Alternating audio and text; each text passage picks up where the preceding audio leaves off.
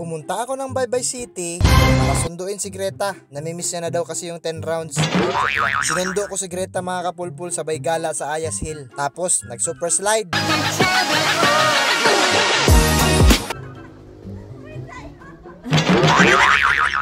Tapos may afam. Ano ba? Ano ba?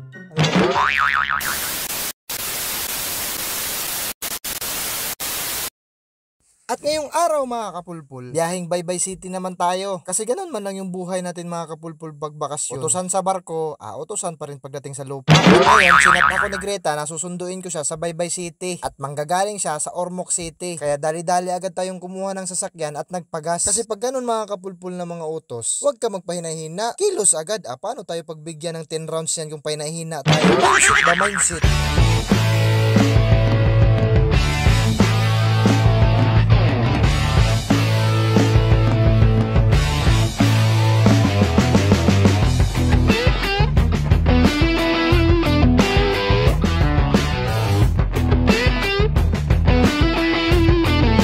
At pagkatapos ng 45 minutes na biyahe mga kapulpul, narating ko rin yung Baybay City. At eto na si Greta mga kapulpul. Alam na this, nangangamoy 10 rounds na to. At pagkatapos kong sunduin si Greta, sabi niya sa akin, mamaya na doon yung 10 rounds kasi meron pa daw kaming dadaanan. Ito yung isang lugar na dinadayo dito sa Baybay City, yung Ayas Hill. Sa barko ko lang kasi nakikita to mga kapulpul. At ngayon, syempre, nakabakasyon tayo, puntahan natin yan. 10 minutes drive lang mula sa proper, mararating mo na agad yung Ayas Hill. Pero kung maglalakad ka, abutin ka ng siyang. At ito yung isa sa mga dinadayo sa Ayas Hill, yung rainbow slide na yan mga kapulpul. Pero bago ang lahat, syempre may bayad yan magpasok dyan sa Ayas Hill na yan. Wala namang libre ngayon mga kapulpul. Pati nga yung pag 10 rounds na yan, may bayad yan kay Greta. Syempre yung alikmit natin, matik, insured na yan. Regular, 50 yung babayaran nyo per head. Pag senior naman, 40 per head lang. Pero pag wala kang head na papasok, libre ka na yan, automatic.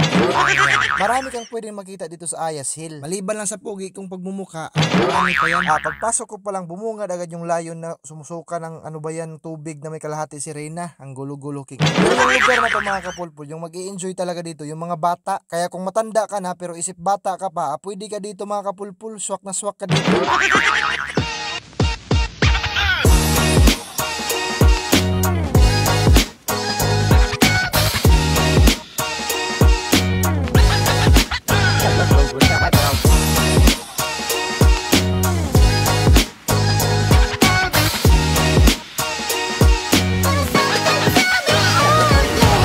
Dito mga kapulpul, hindi natin pinalagpas yung rainbow slide na yan. Total, nandito naman lang tayo, subukan na natin. 100 pesos per 3 rides mga kapulpul. Kaya kung single ka na pupunta dito at wala kang jowa, 3 beses ka pwede dyan mag-slide pababa. Pero bilang isang liti mong kapulpul na mindset, pinauna mo natin sila Greta mga kapulpul. Wag muna tayong padalos-dalos dyan. Kasi hindi pa man natin alam yung feelings. Baka pagdating natin dyan pag-slide, bigla tayong mahimatay. Disgrasya yan. Medyo may pagkamataas pa naman yung slide mga kapulpul. Pero kapulpul tayo subukan natin yan.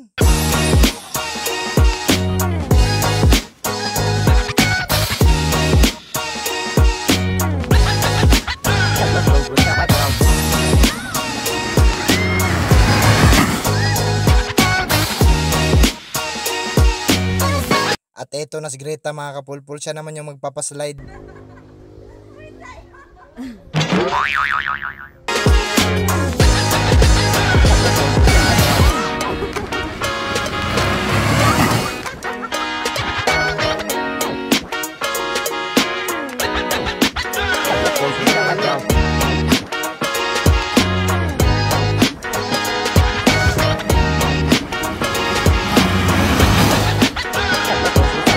Pati yung apam mga kapulpul, hindi pinalampas yung rainbow slide na yan. Kahit hinihingal na, jeep pa rin.